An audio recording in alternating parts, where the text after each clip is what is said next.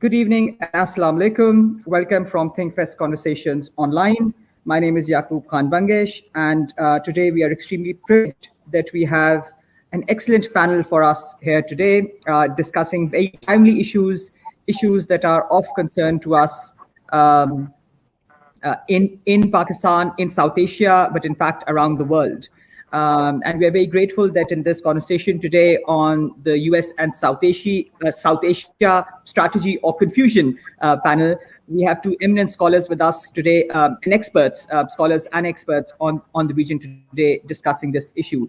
We are grateful that Ambassador Robin Rahpel has joined us today. A lot of us in Pakistan know her, have known at least of her for decades, if not personally knowing her, and she is one of the foremost experts on South Asia in the US. As a career Foreign Service officer, she served nearly 40 years in US foreign affairs agencies, including the Department of State, USAID, and Department of Defense. She has the honor of being the first Assistant Secretary of State for South Asia, which she was made, I believe, in 1993. She's also been the U.S. ambassador to Tunisia, the vice president of the National Defense University, and also the deputy special inspector general for Iraqi reconstruction. So she's had a very wide variety of experience in the region and also following on in the Middle East. She's a member of the Council of Foreign Relations and a senior advisor at the Center for Strategic and International Studies, and Friends of American University of Afghanistan, Pugwash, USA, and a number of Track 2 initiatives. So thank you, Ambassador Rahpel. We are so glad that you're with us today. My pleasure, and particularly it's a pleasure as I remember the many conversations I've had in Yawar's home over the years, and so it's really a pleasure to see him and his wonderful art collection above him there. Yes, and of course, Yawar Saab is there asking us to look beyond him to his back wall and get mesmerized by that too. This wonderful sort of museum that he lives in, practically. But Yawar Saab, just a couple of lines of your formal introduction for people who might not know that much about you. That Syed Yawar Ali has had over 40 years of experience in business, trade, and industry in Pakistan, Africa, and the US. He is the chairman of Nestle Pakistan. He has been a philanthropist. He has set up numerous businesses around Pakistan, has been involved in the Pakistan-US Business Council, in the Pakistan-India Business Council, and has lately been the chairman of the Pakistan Business Council. He has served on several government committees, several non-governmental committees, and is very keenly involved in Pakistan relations with the US. In fact, he's often called on by the government by several governments actually in the past across party lines to comment on US-Pakistan relations and make them better. So we are very grateful that Syed Yawar Ali has taken time out of his schedule, especially on a Sunday, I must say. Must be a very terribly busy day to come and speak to us today. So we're very grateful for that, and we're really looking forward to the conversation. So over to both of you. Well, thank you very much, Yaqub, for your very kind words. I think the Pakistan-US relationship is a long one, and it's a very important one, and it's had many ups and downs. So I'd like to actually start with that and ask Ambassador Rahpel that how do you see the future of US-Pakistan relations post-US withdrawal from Afghanistan, and what can be the areas of cooperation between the two? Well, thank you, Yawar. That is a very important question, and one that's been on the minds of many people inside the Beltway, shall we say, here in Washington, D.C. And there was a school of thought some time ago that once the U.S. withdrew from Afghanistan, our interest in Pakistan would diminish. We'd no longer need the so-called GLOCs, the access for our military equipment and so on, and that therefore interest would fade. I think, that was never a very realistic view, but it's quite clear now that it isn't a realistic view, and that in fact, the U.S. will remain engaged with Pakistan on Afghanistan in the first instance, because of counterterrorism, because of the concern about refugee flows and all the same old issues, narcotics and extremist ideology and so on. So the U.S. can't walk away in terms of Afghanistan. But the U.S. also remains concerned about the potential for Indo-Pakistan rivalry and the fact that both countries have nuclear weapons. And, we remember the crises in the past.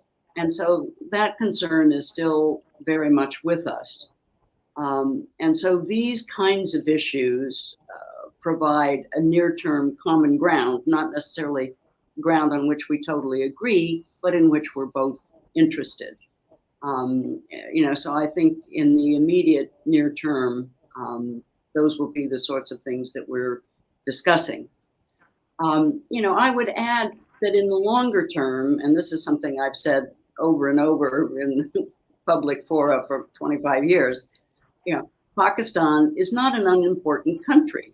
And as a major power, the U.S., if it's, all other things being equal, when it's not distracted as it is by a million other things, needs to have a normal, sophisticated relationship with Pakistan.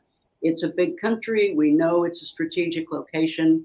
That's been proved a number of times historically, and given the rise of China and so on, is going to continue to be so. But it also has resources. It has capacity. It has a youth bulge that can be constructive. It has entrepreneurial skills, and so on. And of course, it has a military, sixth or seventh largest in the world, and it's a nuclear power. So common sense tells us that Pakistan will always be a factor for the U.S. So I think going forward, Pakistan is not going to fade from our consciousness here. But that doesn't change the fact that Pakistan, in the current context, is more the demandeur than the U.S. We've heard from many of your senior officials about the desire for a broader relationship, not just through the Afghan lens, for recognition of Pakistan's geoeconomic focus, and so on and so forth.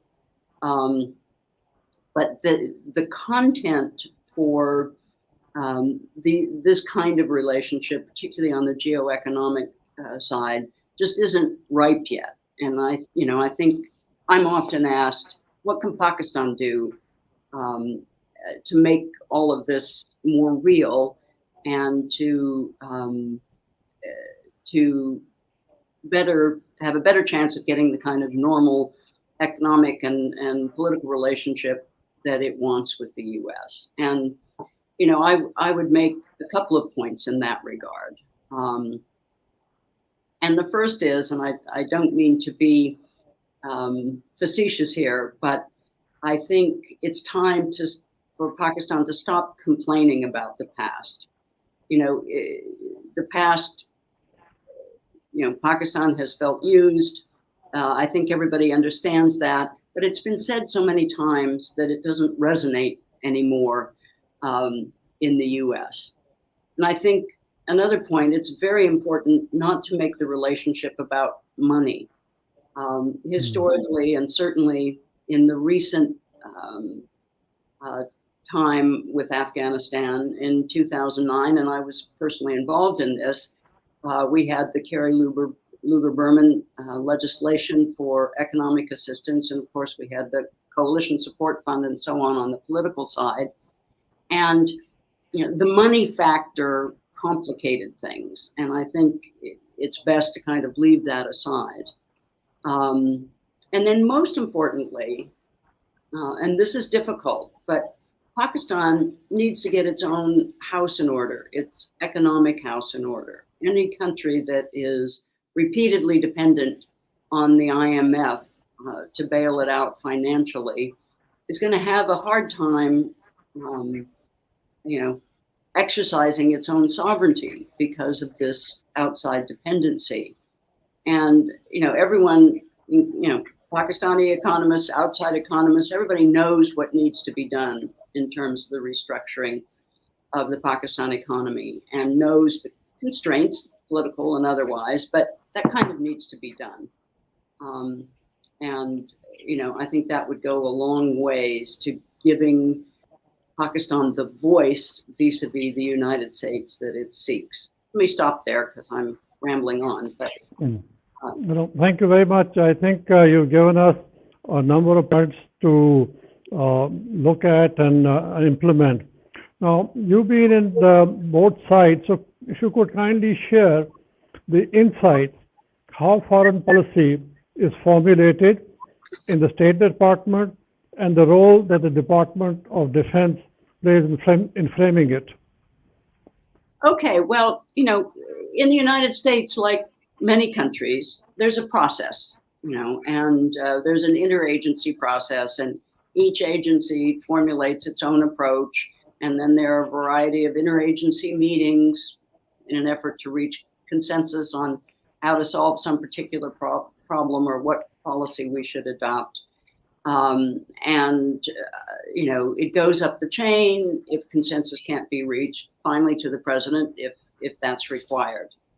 The issue is, and I think this is kind of what you're getting at with this question, is that in recent years, i.e. the last 2 decades since the global war on terrorism started, post 9/11, the Defense Department, because of its resources and frontline responsibilities, has had a disproportionate voice in that interagency process. And this is, I'm not blaming the Defense Department or anybody else, but this was the natural evolution in a country that was basically at war in, at least 2 places and a lot of other fringe places over the last 2 decades. So this, the most interesting manifestation of that process, however, was recently. There's been a lot of criticism of President Biden's decision to follow the withdrawal timetable set by the previous administration. And a lot of people said, oh, he didn't listen to his generals and he didn't listen to this and that. The fact is, there was a very rigorous process. Everybody got to have their voice heard, including the generals. And the president listened very carefully. But the fact is, for the first time, the generals didn't convince the president.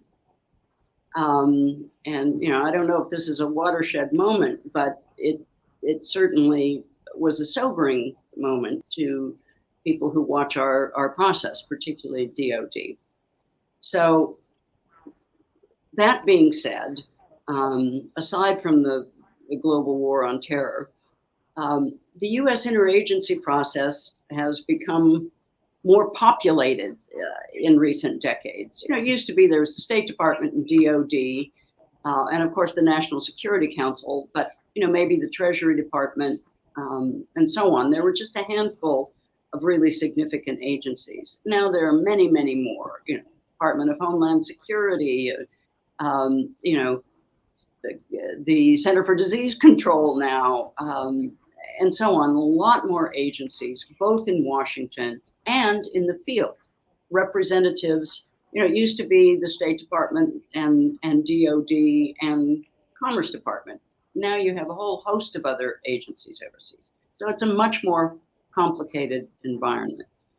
But that being said, the State Department is engaged now, and has been for some years, but it's much more intense now, in a reform effort to try and make sure that its officers are more suited to the 21st century, and not the 20th century or the 19th century, when diplomatic traditions began, to make them more active participants, more multifunctional, to better integrate the national security system in Washington, this interagency system, so that the voice of State Department experts who know culture, who know language, who know the protocol of interstate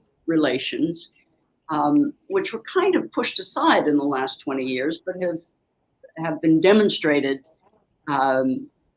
to be important, to some degree by their absence. So I think there's a realization that we really do need to restructure and strengthen this diplomatic tool, as they say in our toolkit, so that there's a more balanced consideration of our policies. And as I say, the proof in the last 20 years is that we've made a lot of mistakes for absence of a strong voice in that regard. Thank you very much. We heard President Biden talk at the UN about doubling the diplomatic efforts and with many other things. And how would you advise the Biden administration on Afghanistan, how to engage with them, or what would be the priorities they should do? Because I don't think the U.S. can just leave Afghanistan and go back. No, you're absolutely correct in my view. We can't afford to leave Afghanistan. And I think it's important to remember that before August, and in the previous administration as well, the policy and the approach was very much to say, okay, we're going to end the military involvement. Some would call it occupation, but we're going to withdraw our troops. This whole idea that America planned to stay there from time immemorial, to have a base in this area and counter China and whoever else, we were openly saying, no, that is not true. That is not why we came here. So we're going to shift away from the military focus, withdraw our troops, but we are going to remain rigorously and fulsomely involved on the diplomatic and political side and on the economic development side. That was, that was the message. We are not leaving Afghanistan. We're just shifting from the military focus to a diplomatic and economic development focus, which to my mind was absolutely the correct approach. And that is why, we still had a mission of 4,000 people a couple of days before Kabul fell, because we were wanting to project, our intent to continue to be, very engaged in Afghanistan.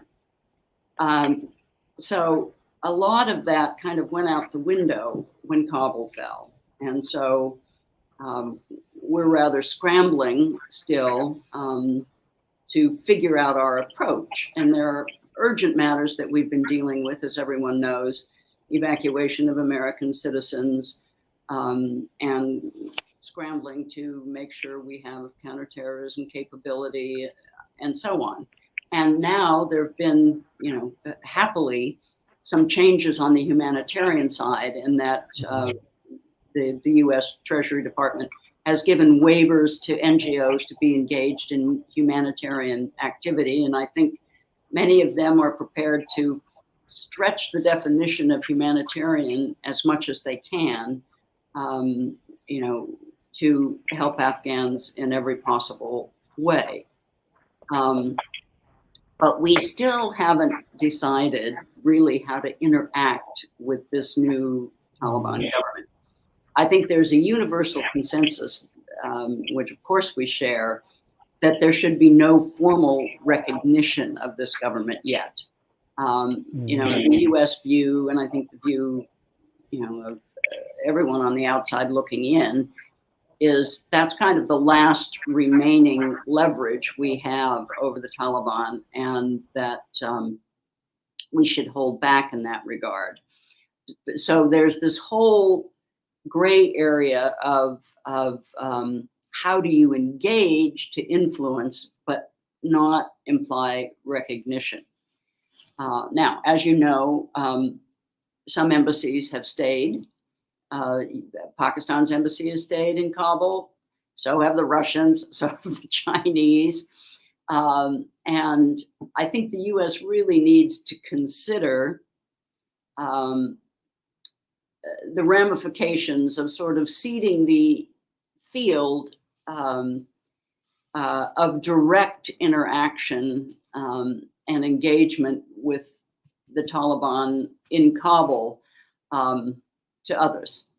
You know, so in that regard, my personal view, but it is not widely shared here, is that the U.S. ought to open a small, I'm talking really small in the beginning, you know, half a dozen people co-located, you know, perhaps with the UN or the World Bank or, you know, somewhere in Kabul, not an embassy, you know, not trying to reclaim that huge, you know, premises we had before, but with the purpose of engaging directly in policy terms and practical, you know, terms in terms of the logistics of humanitarian aid and so on with the Taliban. I don't think we should cede that to others, and I don't think it can be done effectively only in Doha, which is where our embassy has now relocated. So that's what I would advise. And maybe in due course, they'll actually do this. But let me say something about the future of how Afghanistan is likely to be perceived in the US. And this is sad but true, that most Americans are really tired of this Afghan war. I mean, there's no doubt that in political terms, the president judged that correctly, despite the immediate criticism of the airport scenes and all the rest of it. People really didn't want to be in that war anymore, and you know, they had a point. They couldn't see where it was getting us. So my concern, and I think the concern of many, is that we fall into the previous state of mind about, you know, Afghanistan, way on the other side of the world, you know, why bother kind of thing. And fortunately, there is a loud voice in Washington and some other parts of the country as well, you know, for immediate humanitarian assistance, and, you know, also continuing to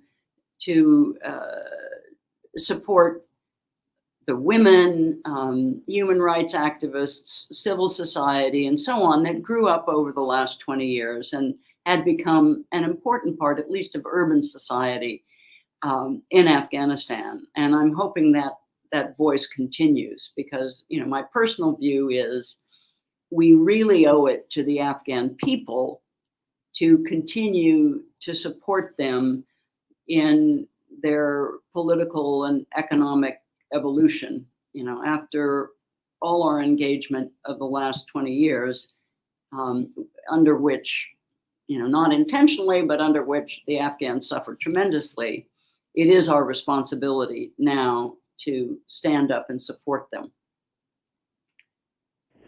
Well, I think something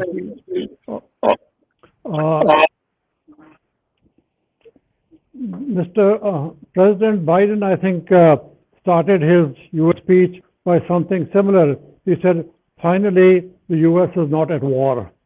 So I think this has been a very long war for everybody. So given now the U.S.-China confrontation or containment that's going on, how can Pakistan balance its relations with the two countries? What would you advise? This is a very important one for Pakistan.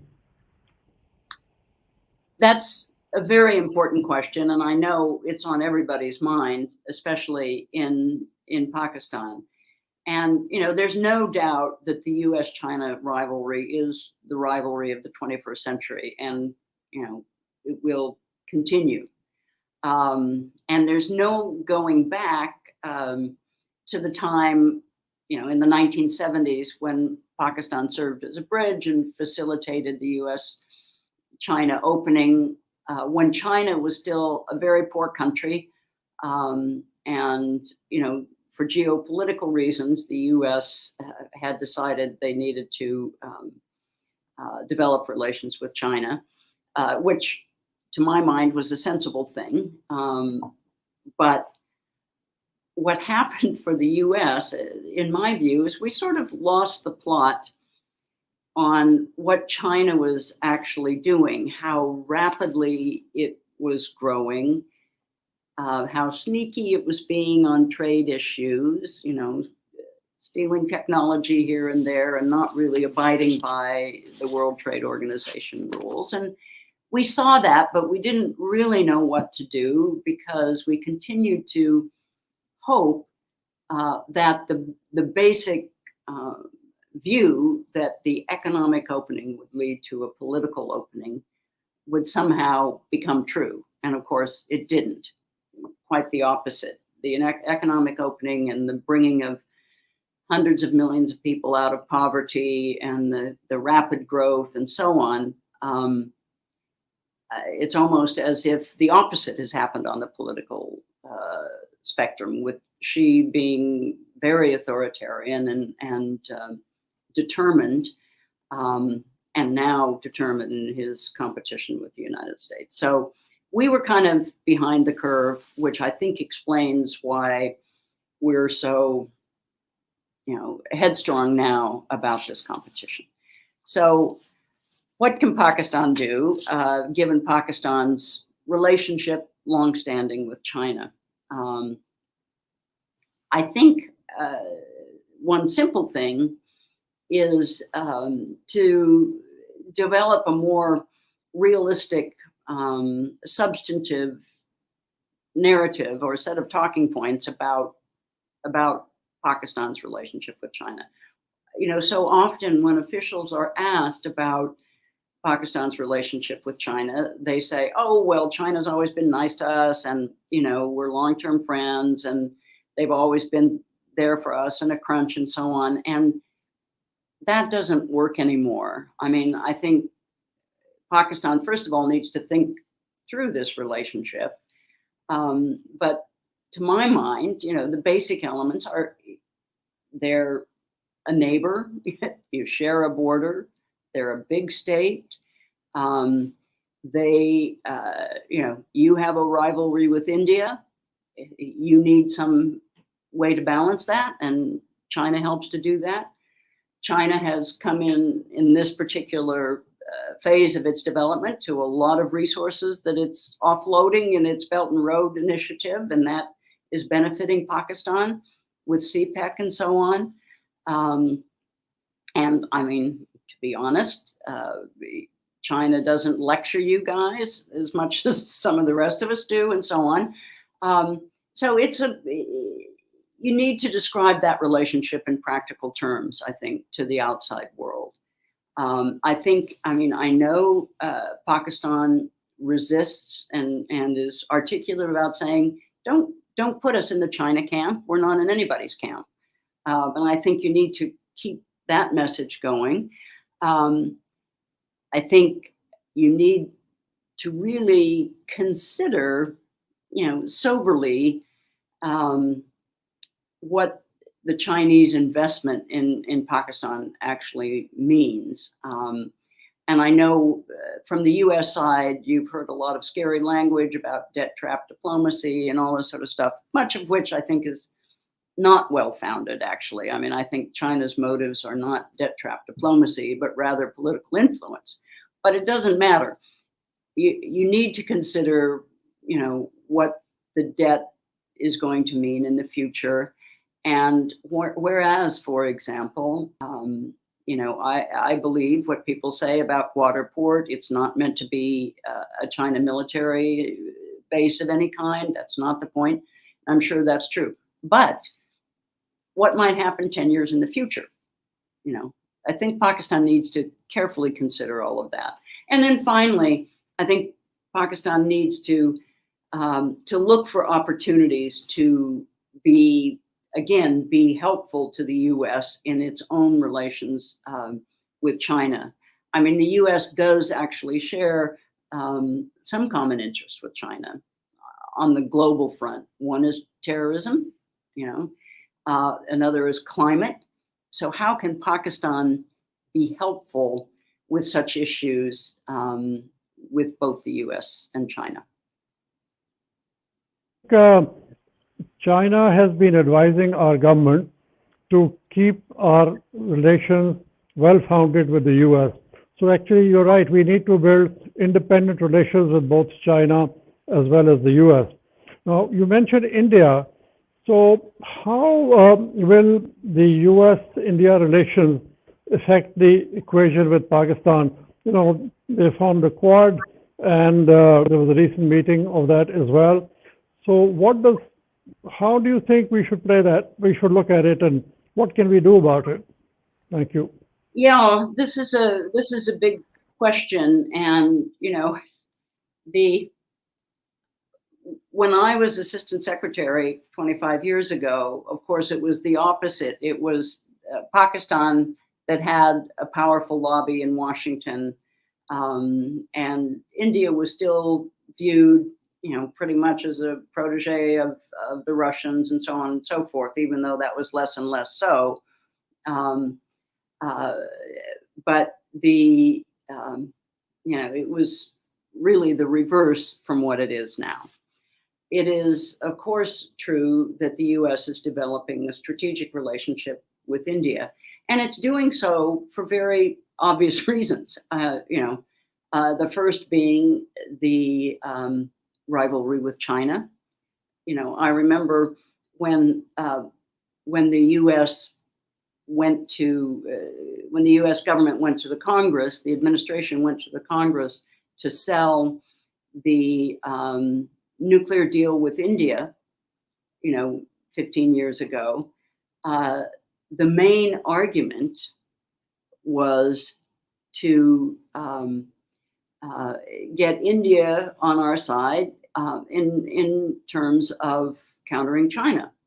Even at that point, that was the main selling point for this nuclear deal, which of course, wasn't automatically popular in the U.S. Congress or in Delhi for that matter.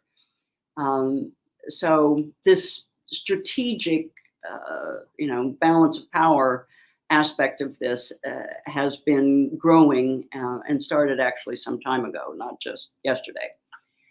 So that's logical from the U.S. point of view. And of course, the Indian market has opened up. And India started its economic reform in the 90s.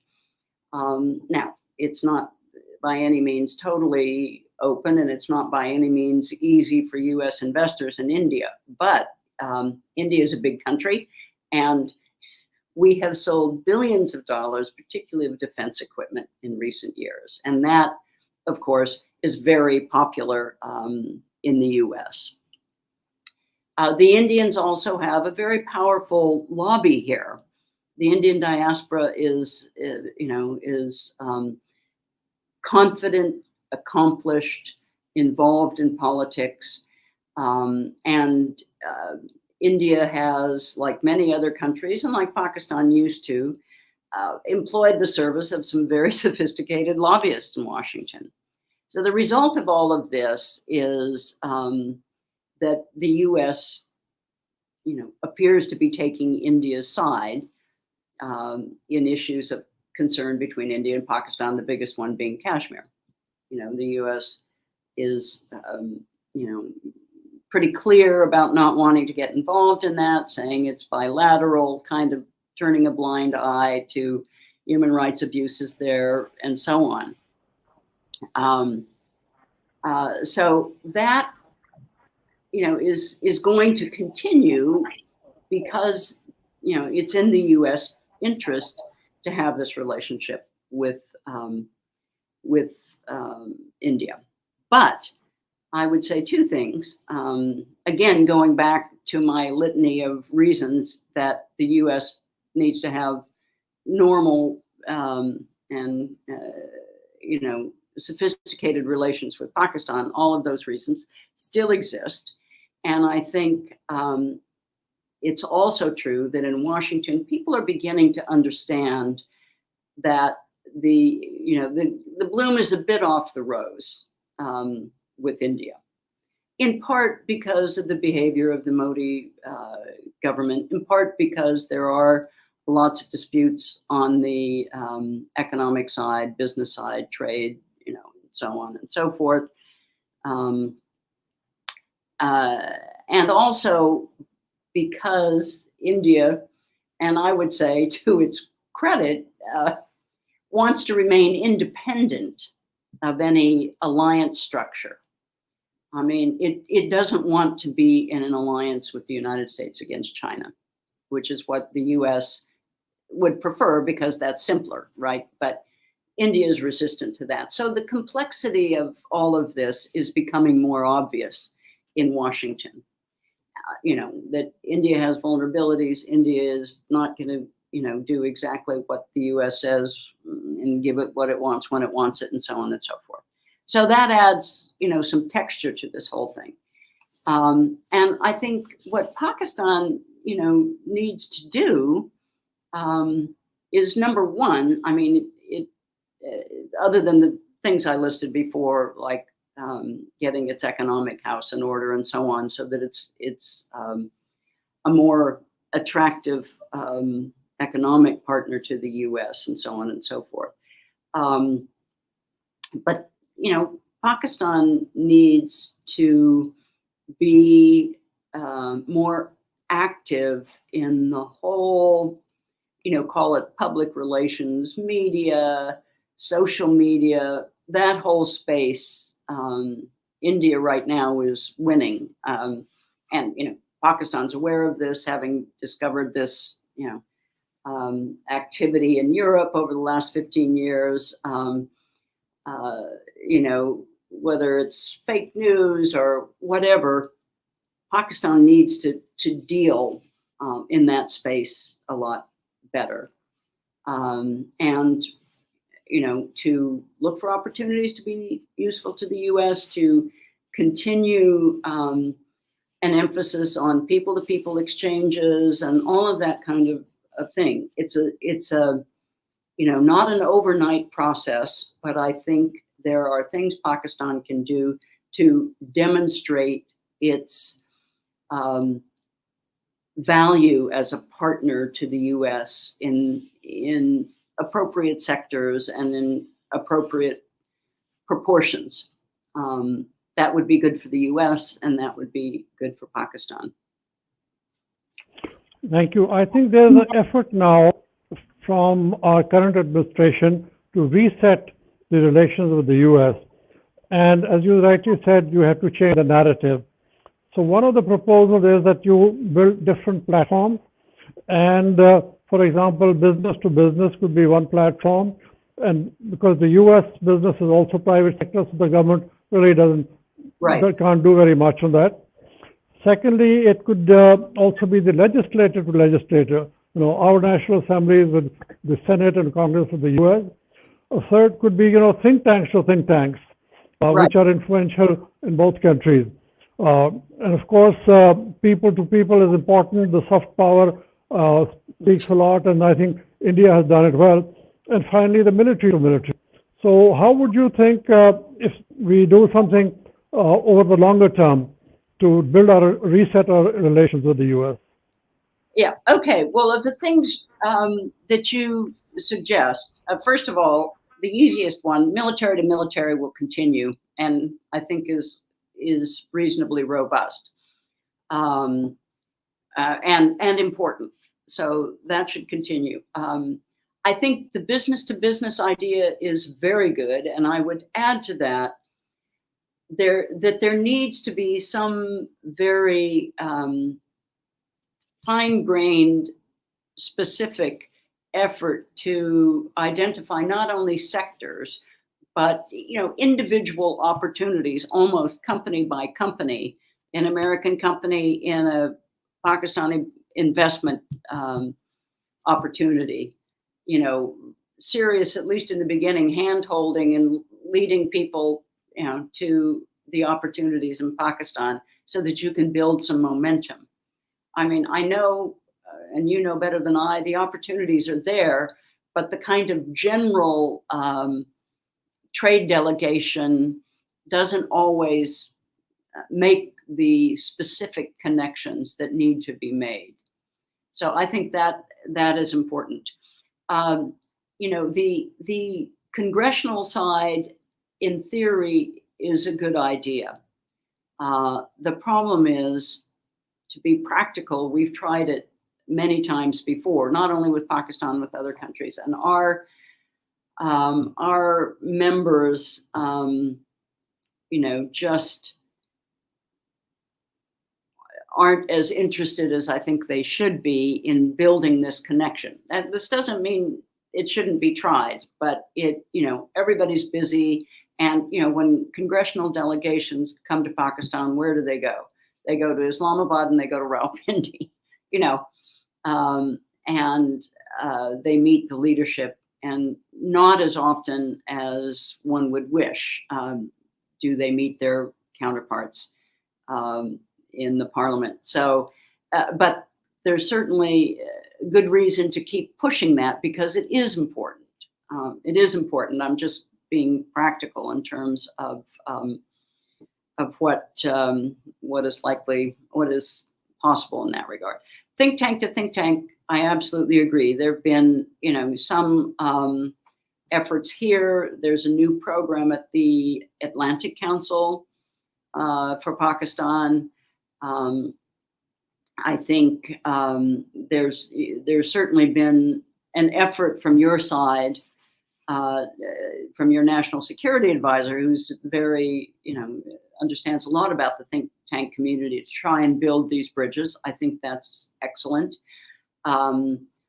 I'm also in favor of some renewal of strategically placed Pakistani studies chairs in American universities. That's a long-term effort, but I think it's necessary, and you need to work on a number of links in that regard. I would also say that the reality of the American think tank community in the 21st century is that it is a lot about money. It's a lot about money. It's about funding chairs and so on. And in order to get in the door, it does take money. And and it's easier if it's private money, business money, than if it's government money. So I would really encourage Pakistani business community, diaspora, and in Pakistan to take this point to heart and get together and figure out where they might be able to fund a chair or two at a major think tank. Because the think tanks, they do have influence, not as much influence as they think they do, but they do have influence, and it provides a platform for discussion and debate. And in Washington today, India has sort of a monopoly in terms of South Asians in the think tank world. And the way you compete in that sphere, for better or worse, is money. Thank you, Ambassador. I think you've enlightened us for a way forward. And I'll hand over to my colleague, Mr. Yaqub Bangesh, to take the questions from the audience, or if you'd like to add something. Great. Thank you, Yawar Saab and Ambassador Rahpel. I think that was a very sort of a wide-ranging talk, and I'm sure there are several questions left. I've just been collating a number of comments that we've been getting online. The first one, of course, was from where we all began on Afghanistan. And there's this very sort of pointed question, which I'll just read, which is that the speed by which the Afghan government fell does it not show that the 2-decade-long US strategy of nation building or state building miserably failed? You're right. That's a blunt question. Let me tell you, explain where I think we went wrong.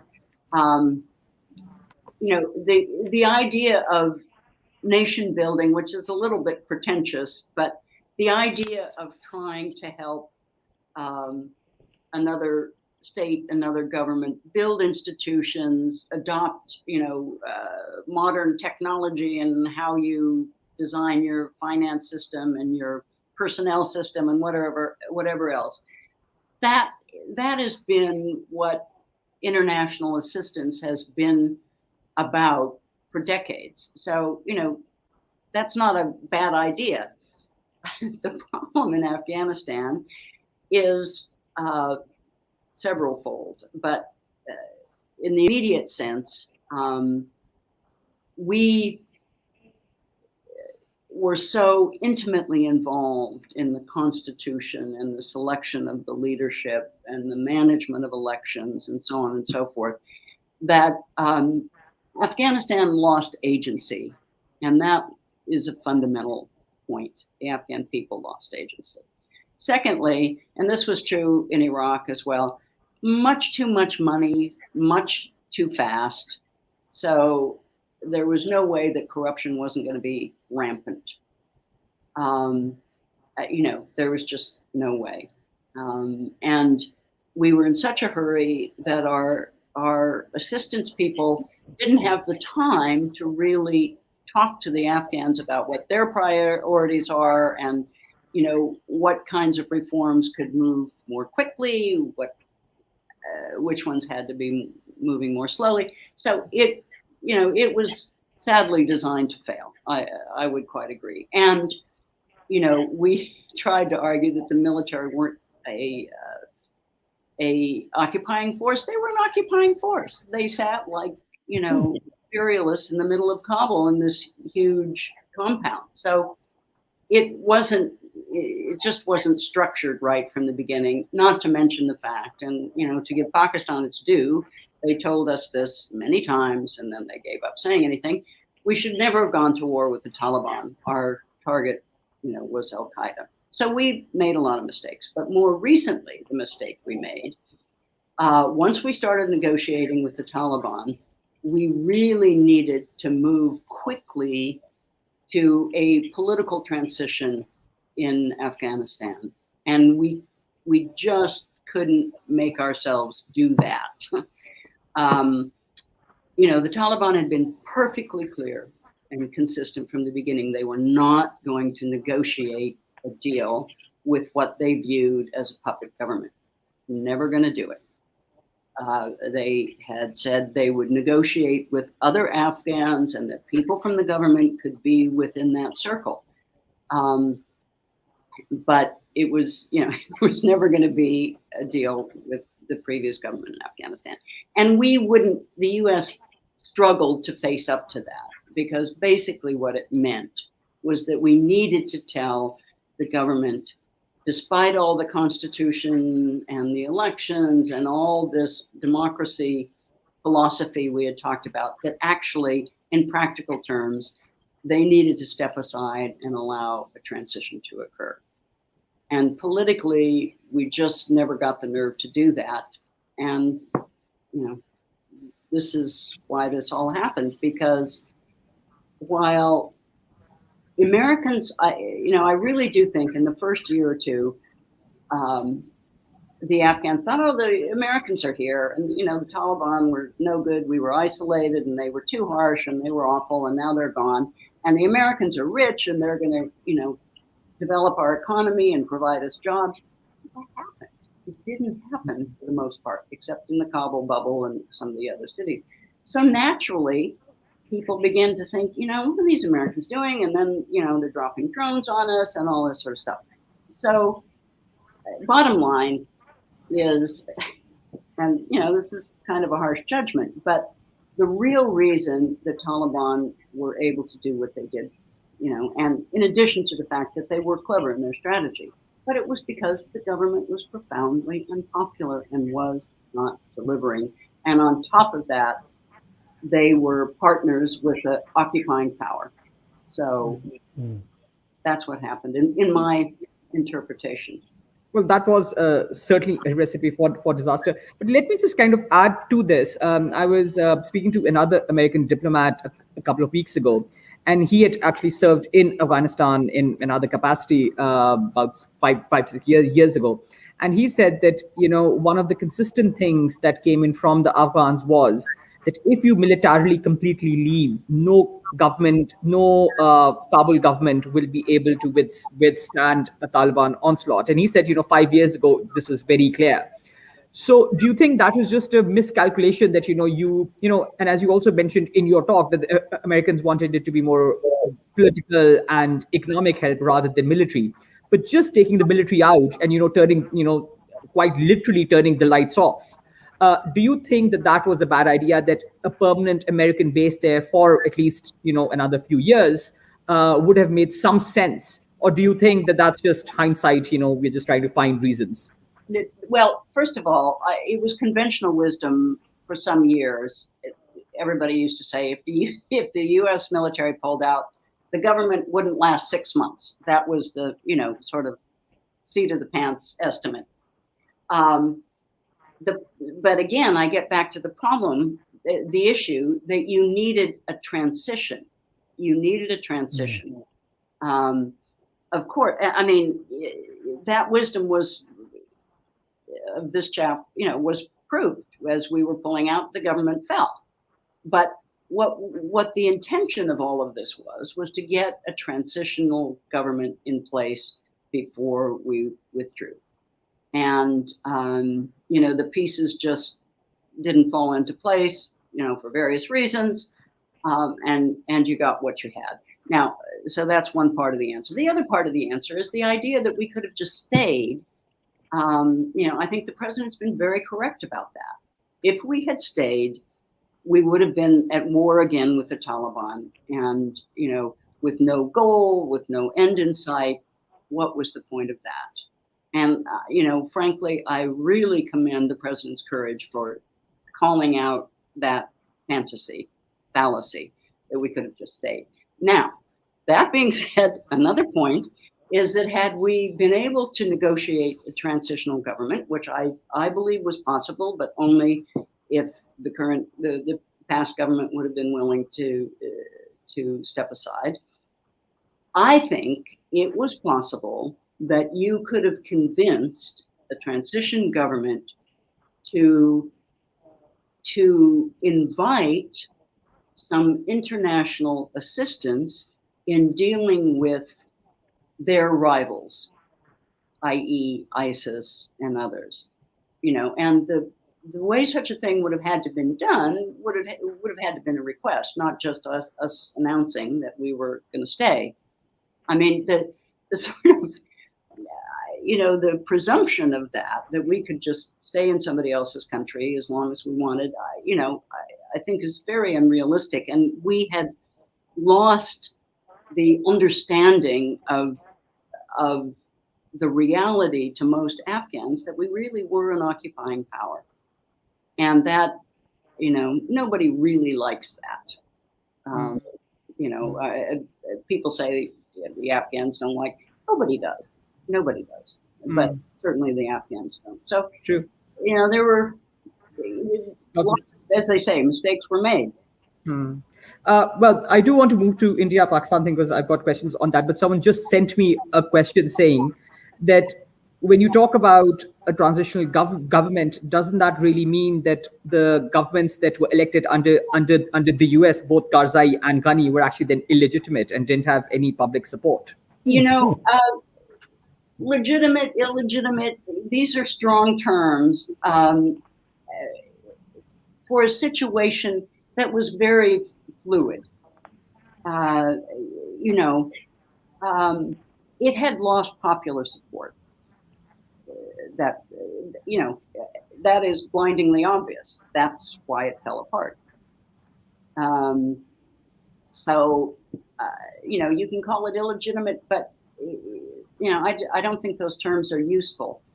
The fact was that the Constitution and the elections were pushed by the outside. Not that Afghans don't want a voice in their government. They do.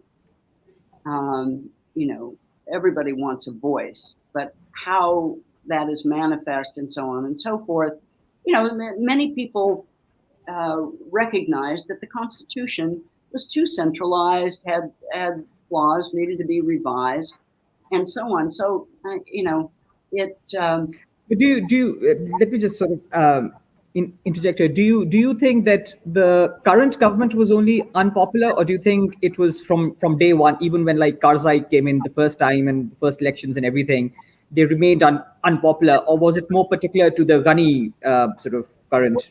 Two things in that regard. Number one, Karzai was a much better politician, so he managed things better.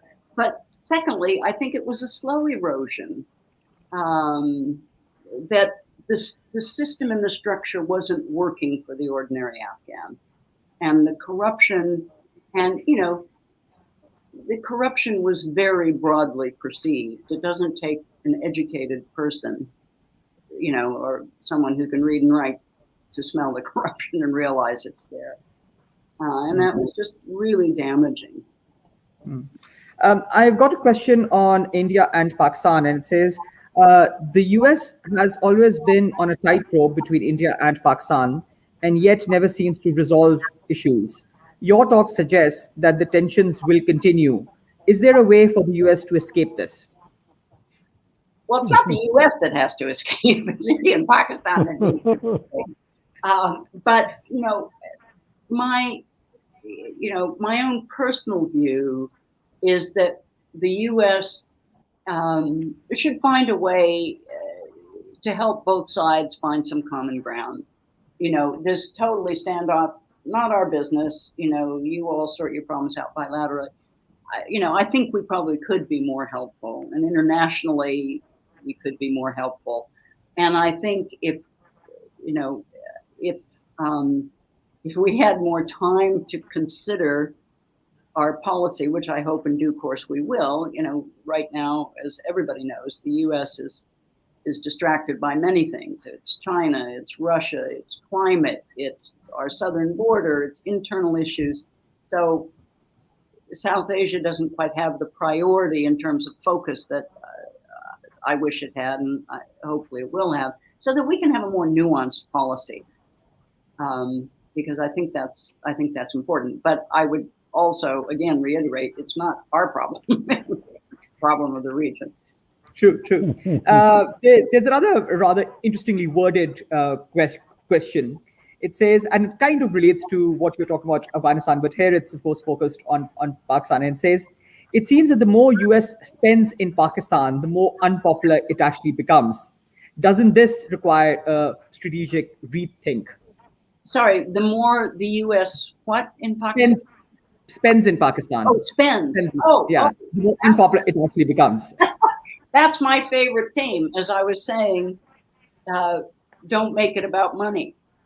We were once joking in the embassy in Islamabad about what the State Department theme song, or the military all have their songs, the different military services, and we said, the State Department needs a song. And at that time in Pakistan, we said the song should be "Money Can't Buy You Love." True. So I think that's a good theme. And that doesn't mean, I think the US, through an aid program and so on, that there are certain sectors and technologies and so on that could be helpful to Pakistan, but it can't be about money. Mm-hmm. There's another question, again, a bit related, and it says that from the inception of Pakistan, every couple of decades, there is a perception that the US has, quote unquote, betrayed Pakistan. How do you think the Pakistan-US relationship can escape this whole idea of betrayal and, again, love to that extent? That, and if I remember correctly, I think Sherry Rahman once said that it's the second wife syndrome, that the US is the husband and Pakistan is the second wife. I know. Why do you think that it kind of ends up in this binary? And I think from what I get from the sense of the question is that there is this persistence. So it's not that this thought was there in the 50s or 60s. Ayub Khan had it, Bhutto had it, to an extent. Well, Ziaul Haq might have had it. Again, you had it in the 90s, and then you again had it under Musharraf. So there's this continuous kind of idea that the US betrays Pakistan, whatever that means, and generations have been saying it. What to do about it, really? Well, I think everybody's got to realize, that business is business, and, everybody is transactional to a degree in their relations with other countries. I mean, that's been, another way to articulate that complaint. It's not strategic, and we're not, forever linked, but rather the U.S. wants something and, give something in return, and that's kind of cold and unintimate and so on and so forth. But it's also the way of the world. And I mean, I can understand why Pakistanis feel that way. But,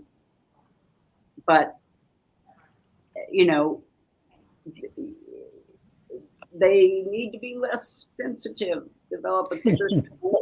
And again, if Pakistan had its economic act together, and that's kind of what I mean is if they undertook the reforms to improve their revenue generation and improve their exports, and quit giving exemptions to everybody, all those things that economists know need to be done, and was independent economically, it would feel more confident and not be as bothered by what the US or India or anybody else did. I wish there were another answer. And the narrative about what happened is not untrue. I'm not suggesting that it's untrue.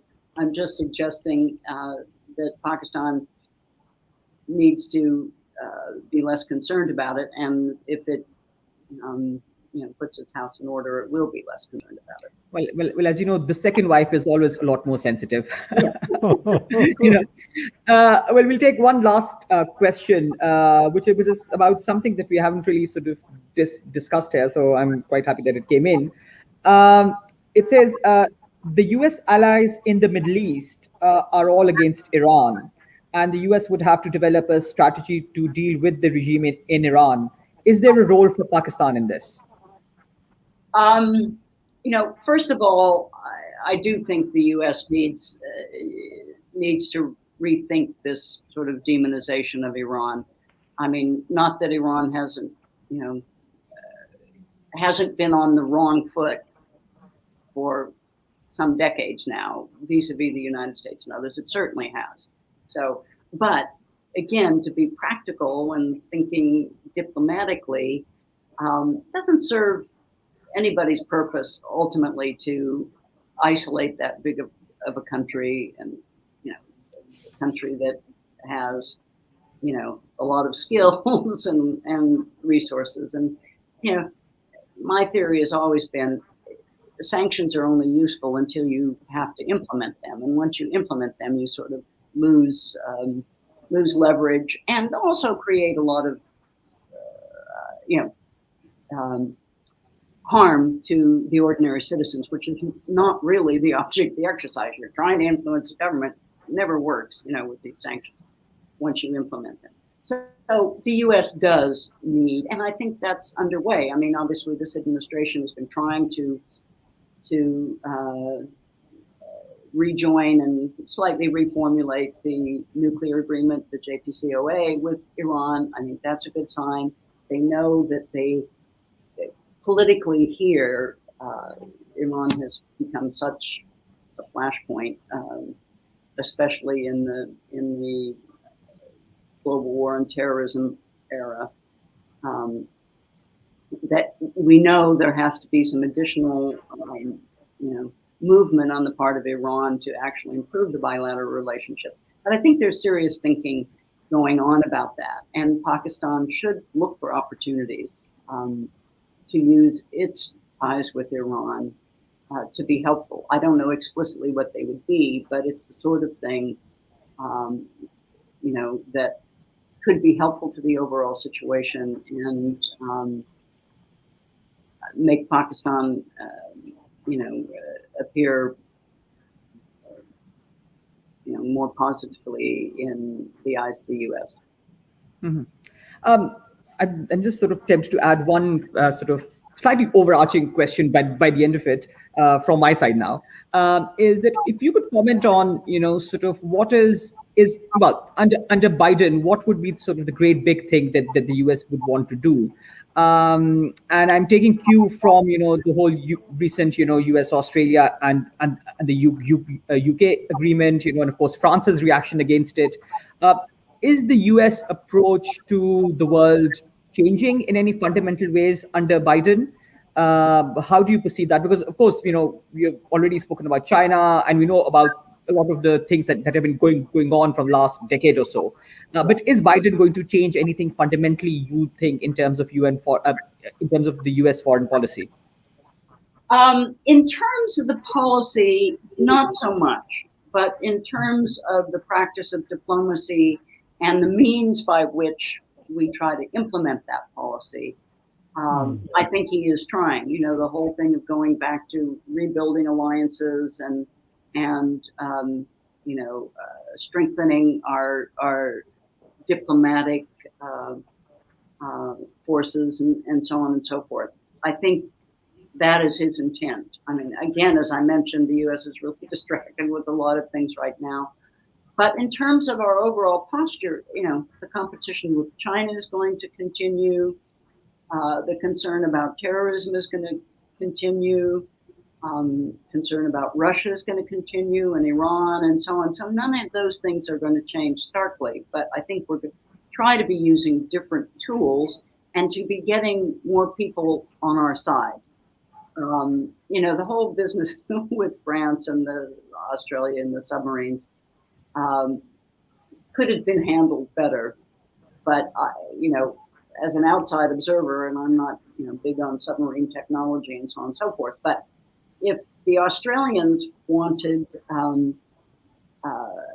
to have a more technologically sophisticated submarine, i.e. nuclear, and they had a contract with France for conventional submarines, they should have done whatever was required under the contract to exit, pay fees, fines, whatever, and then they were free to buy from someone else. I mean, I realize it's a little more complicated than that. Yeah. But fundamentally, the Australians had a right to buy something else, and the Americans and British had a right to sell. So, Sure. Great. Well, that brings us to the end. We have actually gone a bit over time, but I think the discussion was very good. Thank you so much, Ambassador Robin Rahpel, and of course, Syed Yawar Ali, for being with us here tonight. We always learn from both of you, from your insights and from your experience, because again, I think between the two of you, you have about nearly a century of experience. don't tell us. Don't make us feel so old, huh? I thought I'll just mention it. But I'm so happy that we were able to host this, and I hope that we can sort of host this in person soon. As we were talking about offline, that I think online is good, but I think having an in-person discussion is a lot more exciting. So I hope we can recover that soon and welcome Ambassador Rahpel in Pakistan soon enough. So that we can have a live session with Syed Yawar Ali on these questions and these developing issues, which will, of course, keep developing and keep changing in this very exciting world of foreign affairs.